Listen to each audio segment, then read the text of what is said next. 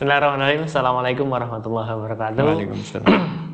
Alhamdulillah, sahabat holistik, kita ketemu lagi masih dengan pembahasan holistik kita dengan Pak Puji Hartanto di sini ya, sebagai konsultan kesehatan holistik ya.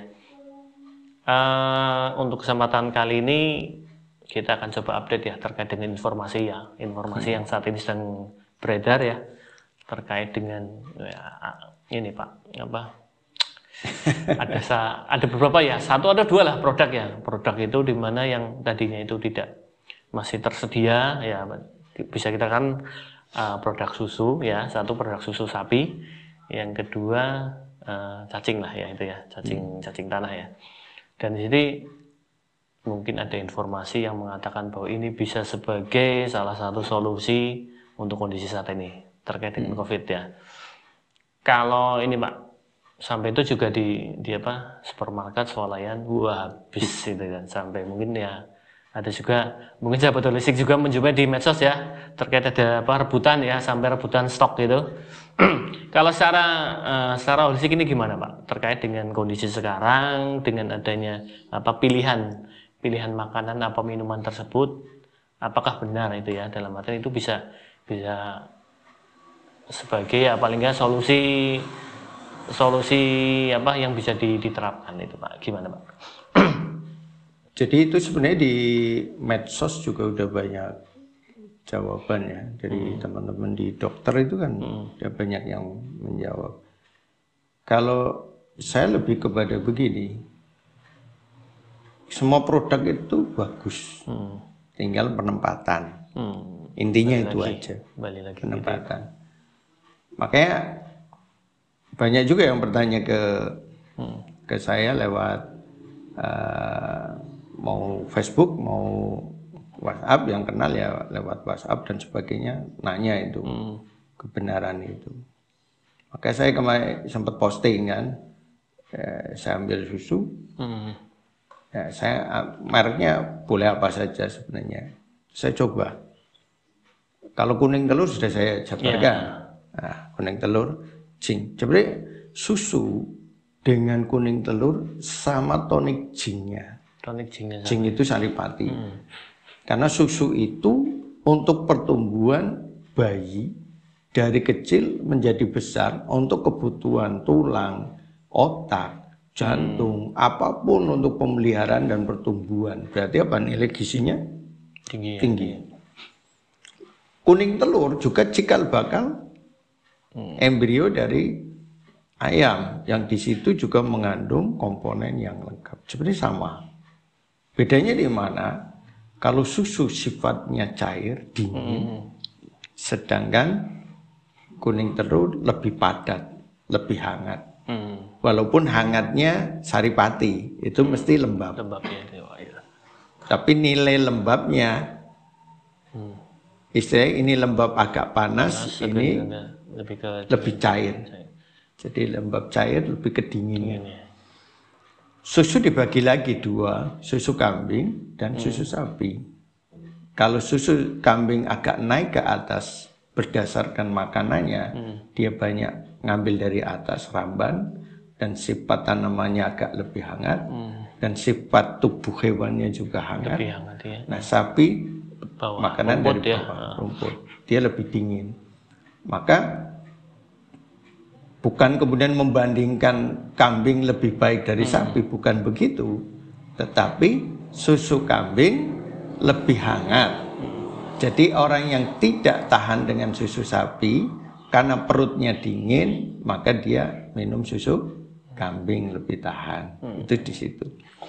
Nah, kita coba, karena yang jadi viral susu sapi, saya yang habis sakit itu, hari berarti saya ambil hari Minggu, saya udah bisa keluar kayak Minggu. Minggu apa Senin? Saya nulis kapan? Saya nulis kapan? Senin kayaknya Pak. Senin berarti saya minumnya sore. Senin sore saya minum. Sudah badan sudah mulai fit itu.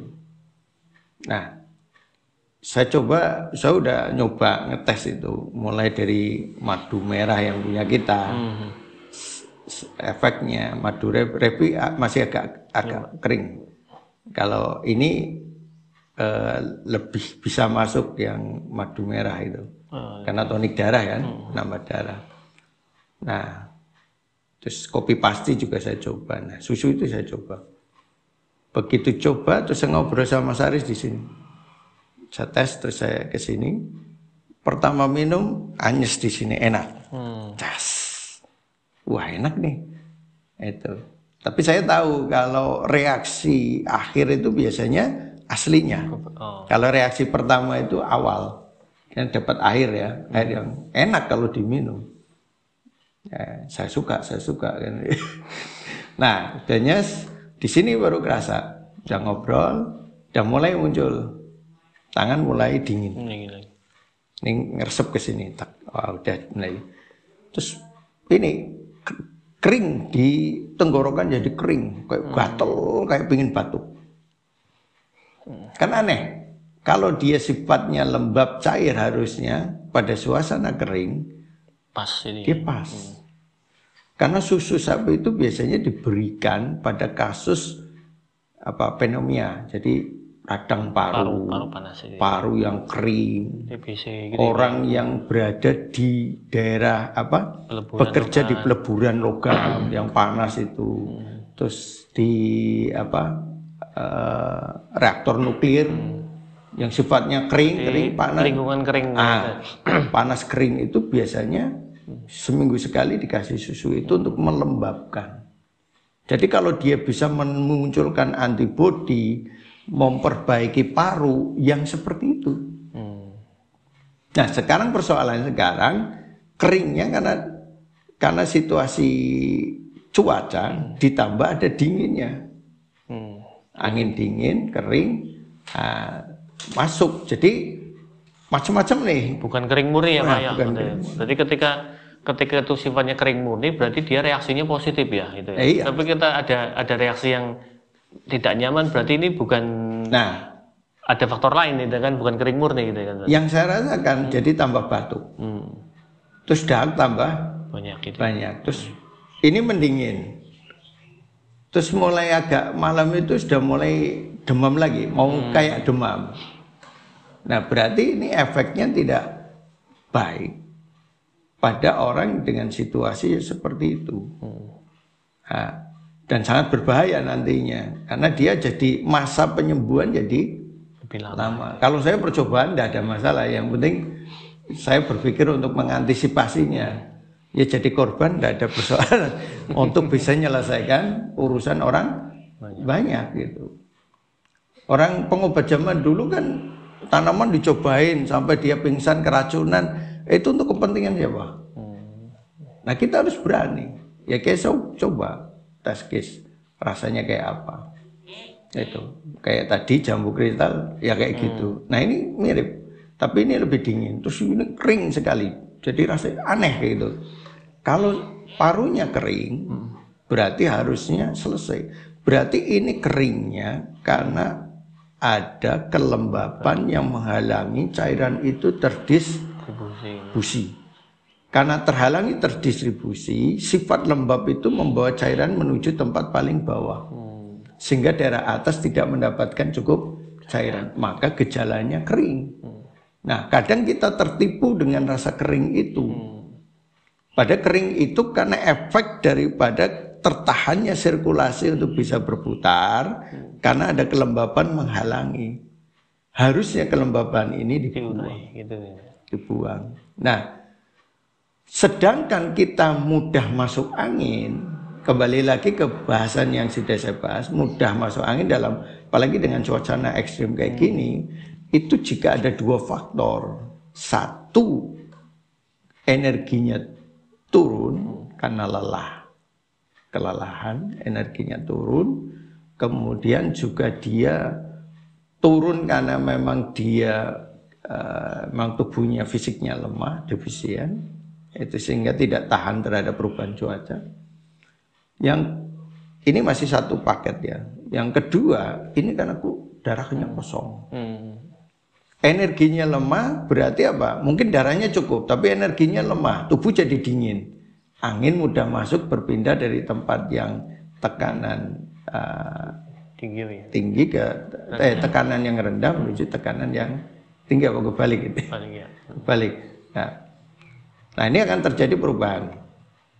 Nah, pada kondisi darah kosong karena darahnya pekat, mampat kayak tadi lah, kenapa kuning telur?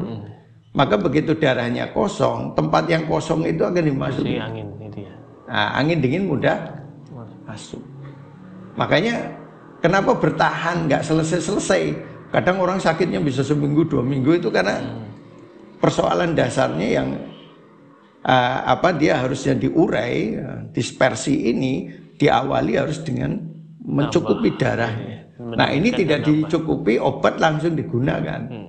Hanya tubuh tidak bisa mendukung kebutuhan pengobatan. Nah, ini masalah. Itu makanya susu itu juga bisa penambah darah. Maka orang yang kurang darah minum susu enak. Tapi dalam bab ini, karena situasi sedang dingin ekstrim, maka susu tidak terlalu signifikan di sini. Maka lebih tepat kalau saya sih, kalau melihat itu lebih tepat kuning telur yang lebih bisa fleksibel masuk dalam cuaca yang macam-macam. Itu. Tapi kalau susu butuhkan suasana yang panas. Jadi bisa jadi dia panas, pada hawa yang panas tidak ada dinginnya sama sekali. Nah, itu baru masuk. Murni ya, itu kan bukan kondisi peralihan seperti ini ya. Betul. Kalau untuk ini Pak, untuk yang cacing sendiri gimana Pak? Apakah sama mirip-mirip atau gimana Pak? Cacing itu kan sifatnya dia menekan. Kalau kita ngelihat cacing itu masuk kelompok herba mana? Dia kalau masuk herba itu penekan energi yang liver.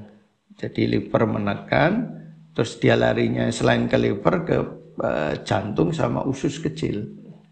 Biasanya gunakan untuk tipes. Nah, masa kayak gini banyak orang kena tipes.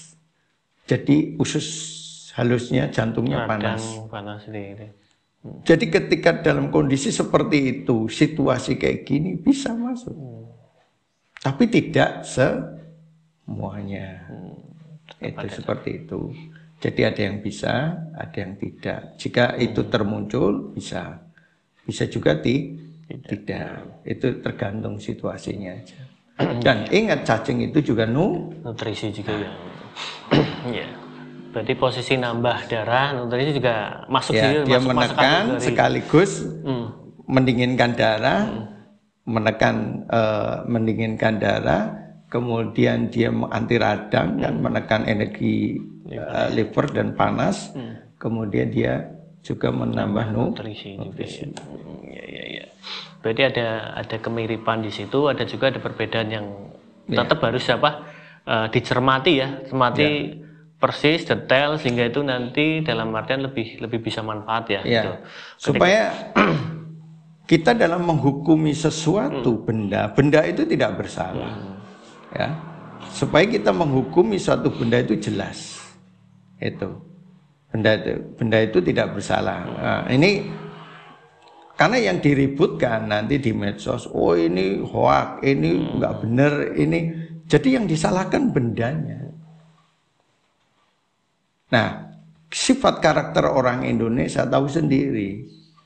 Kalau lagi musim pace, semua dibeli pace. Iya. Dulu masanya Hembing itu masa menjelaskan tentang cuka apel. Untuk setruk, untuk apa, semua habis supermarket. Cuka apel tidak ada sisa sedikit pun. Itu masanya panennya penjual cuka apel. Hari ini dihargai murah pun tidak ada yang sampai muncul dulu cuka apel Tahesta kan.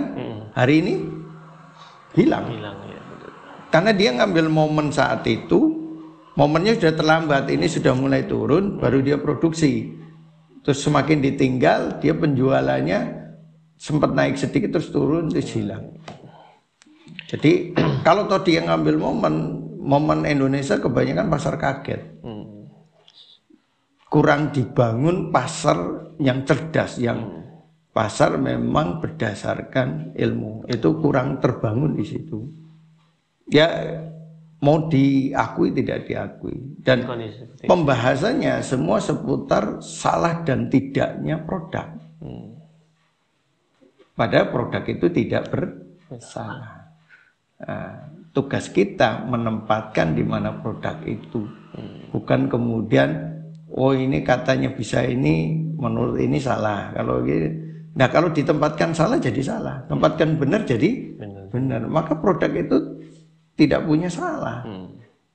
Itu aja, kita menempatkannya aja. Nah, ini yang perlu digaris bawahi dan perlu diluruskan ke teman-teman, supaya teman-teman yang nonton ini mudah-mudahan berhenti untuk berpikir menyalah-nyalakan sebuah produk, tapi bagaimana menempatkan produk itu pada tempatnya, supaya kita tidak lucu lah bagi orang yang berilmu, nanti kelihatan lucu, ikut sana dinuruti, geser lagi. Maka orang yang tidak punya konsistensi di dalam pemahaman ini mudah diombang-ambingkan, mudah dibawa oleh berita-berita yang akan muncul. Tapi orang yang paham betul, dia tidak mudah terpengaruh. Nah, kita sebagai pengobat punya tanggung jawab untuk menyampaikan, punya tanggung jawab untuk meluruskan, supaya kita tidak terombang-ambing. Kasihanlah, pakai kaum muslimin Indonesia adalah pasar terbesar yang mudah terbawa kalau dibawa dengan nama Islam, isunya Islam, membawa nama Rasulullah, terus itu sangat mudah. Itu akhirnya ujungnya di belakang jualan, itu bahaya. Ya, istilahnya penjelasan. Kalau kita menjelaskan dengan cara yang benar sesuai dengan sunatullah, ya sudah, itu berarti sudah benar secara syariat juga. Karena kita menjelaskan bagaimana Allah menciptakan itu dan bagaimana itu bekerja sesuai dengan tujuan penciptaan. Itu seperti itu. Berarti tetap ya dalam artian informasi yang berimbang dan berpegang pada prinsip ya. Ya kan? Ada edukasi dalam artian memang informasinya sudah cukup dengan apa, sehingga itu bisa ketika mau bergerak atau mengadopsi itu sudah tahu dan tahu pasti bahwa ini untuk apa, kasus seperti apa. Nah, pengen tahu lagi nasib Kutus Hindi hari ini udah turun nggak? Nah, sudah nggak terlalu ini lagi kan? Apalagi hari ini cuaca begini. Kutus Hindi itu sangat kering. Penggunaan jangka pendek. Nah, kalau dipakai hari ini dalam kondisi darah mengental, apa yang terjadi? Tambah sakit. Bukan salah Kutus Hindi. Tapi kapan dia ditempatkan? Masalahnya di situ aja. Nah, ini teman-teman, ya kita menghimbau lah ya. Yang mau jualan silakan jualan, tidak apa-apa, tapi sesuai dengan sifat karakter tanaman yang kita jual atau makanan yang kita jual, supaya kita dapat berkah lah. Gitu. Makanya kita juga tidak terlalu ngejar target poin penjualan sebenarnya. Karena apa? Kalau kita menjual sesuatu yang dibutuhkan, pasti ya dibeli. Demandnya banyak. Lah iya, kalau kita menjual yang nggak dibutuhkan, kita harus mencoba menutupinya supaya dibeli. Membuat penjelasan supaya dibeli. Orang kalau jualan nasi perlu nggak ditutupi dengan bahasa-bahasa yang macam-macam. Jualan nasi, orang lapar pasti. Tapi coba kalau ada nasi basi atau nasi yang sudah dikasih pemutih misalnya, mesti dia akan kasih tulisan yang membuat orang itu bahasanya kayak gitu aja, sederhana. Orang kalau kita menjual sesuatu yang dibutuhkan, mesti akan dicari. Hari ini cuaca kayak gini, kita jualan ini. Besok cuaca berubah, penyakitnya berubah, ya kita jualan sesuai dengan itu. Kok jadi berubah-ubah? Lah iyalah yang kasusnya berubah, masa kita... Nah, nanti dalam data ada penyakit yang tidak peduli cuacanya kayak apa, butuh obat itu. Itu namanya lintas cuaca. Cuma penggunaannya nanti mainnya dosis. Dosis rendah atau dosis tinggi. Misalnya ginseng, itu lintas cuaca. Habasa udah lintas cuaca. Tapi penggunaannya main dosis. Dalam cuaca kayak gini boleh catatannya campur dengan apa, atau habis ini minum habasa udah misalnya kayak gitu. Boleh dengan dosis sekian karena situasi begini. Tapi ada yang nanti stop, nggak boleh sama sekali di saat cuaca kayak gini, ini nggak dijual. Nah, ini harus tahu. Nah, tidak mungkin tahu kalau tidak ada data. Nah, karena kita mainnya data kan, jadi kita tahu data. Alurnya tahu jelas. Nah, membuat alur itu tidak bisa membuat alur yang menjadi data itu tidak bisa sehari 2 hari. Kita kumpulin 20 tahun. Dan tidak mungkin terkumpul banyak kalau saya tidak punya teman-teman yang banyak. Misalnya saya main individu ya, sendirian ya. Berapa sih pasien saya? Sehari maksimal berapa? Sebulan maksimal berapa? Kali berapa tahun? Tapi kalau kita punya tim teman, jumlahnya 100, kali pasiennya, kali berapa tahun? Bisa lebih ini. Nah, dalam waktu lebih singkat, datanya terkumpul lebih banyak ya, otomatis yang dianalisis pun samplingnya jadi lebih banyak juga itu, Pak. Jadi memang nah di situ ada faktor kali ya, faktor kali dengan apa? Dengan hubungan yang luas itu kan, dengan apa? Kebersamaan di situ ya Pak ya. Nah, satu catatan lagi buat teman-teman juga yang sedang belajar tentang herba atau apa. Para ahli zaman dulu sudah menulis itu di buku. Sudah nulis di buku. Cuma masalahnya mampu nggak kita memahami buku itu bahwa sudah diterangkan di situ. Karena saya kadang memahami satu tulisan yang ada buku itu 5 tahun kemudian baru ngeh. Oh, ini ternyata sudah ada tapi dia terkumpul dari sekian. Jadi saya begitu itu ketemunya kalau saya nulis kemudian saya mulai perhatikan satu persatu. Oh, resep ini simpulkan. Nah, kayak tulisan tadi ramuan pengusir angin kemudian ini sudah ada. Tapi kalau tidak ditulis seperti ini yang saya tulis, orang tidak ngerti.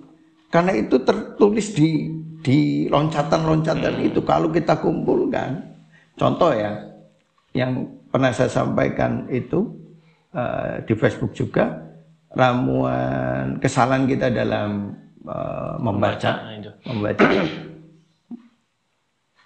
Kayak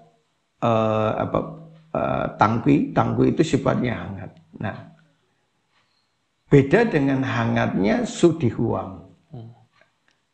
Levelnya berbeda. Satu di atas, arahnya di atas, satu arahnya di bawah. Satu xie-jing, ya, yang satu xie aja. Nah, itu levelnya berbeda. Bobot kelembabannya juga berbeda. Nah, di situ kalimat tulisannya sifatnya hangat. Nah, orang ketipu dengan bahasa kalimat hangatnya itu. Ketipu dengan kalimat hangat itu, maka ketipu dengan kalimat hangat itu pada di penjelasan di buku yang lain disebutkan bahwa ini sangat lembab, maka untuk menghindari kelembapan harus dicampur dengan pembuang lembab. Di situ ditulis saran. Saran itu jenis kapulaga. Berarti ketika kamu memberikan ini supaya efek sampingnya tidak mungkin harus ditambah dengan ini. Berarti ini bertentangan dengan kalimat hangat. Karena saran itu hangat kering, panas kering. Nah, kalau hangat ketemu hangat ya jadi masalah. Tapi kenapa harus dikombinasi? Karena ini kan kelembabannya, bukan sifat hangatnya. Berarti kan membaca sifat hangat itu dia diklasifikasi mana? Ini dalam membaca termasuk lihat susu tadi, termasuk melihat cacing tadi. Ini kembali lagi ke sana supaya teman-teman tidak salah dalam cara membacanya. Ingat kembali lagi, tanaman itu tidak bersalah, produk itu tidak bersalah, dan jangan dibawa kepada hal yang tuduhan kesalahan. Ini hoax dan sebagainya, jangan. Tapi dijelaskan dan diuraikan. Maka tugas kita mencoba menjelaskan dengan kemampuan kita. Mudah-mudahan apa yang bisa kita jelaskan tadi bisa memberikan satu pencerahan dan kita bisa bersikap bijaksana menghadapi berita-berita yang ada yang kait dengan masalah kesehatan. Ya. Jadi lebih teliti lagi yang pastinya. Untuk pembahasan susu kita juga pernah bahas sebelumnya ya Pak Puji ya. Kutu Jinti juga pernah kita bahas juga. Sahabat holistik bisa coba searching lah di video-video yang sebelumnya. Mudah-mudahan ini bisa memberikan manfaat dan yang pastinya lebih hati-hati lagi. Assalamualaikum warahmatullahi wabarakatuh.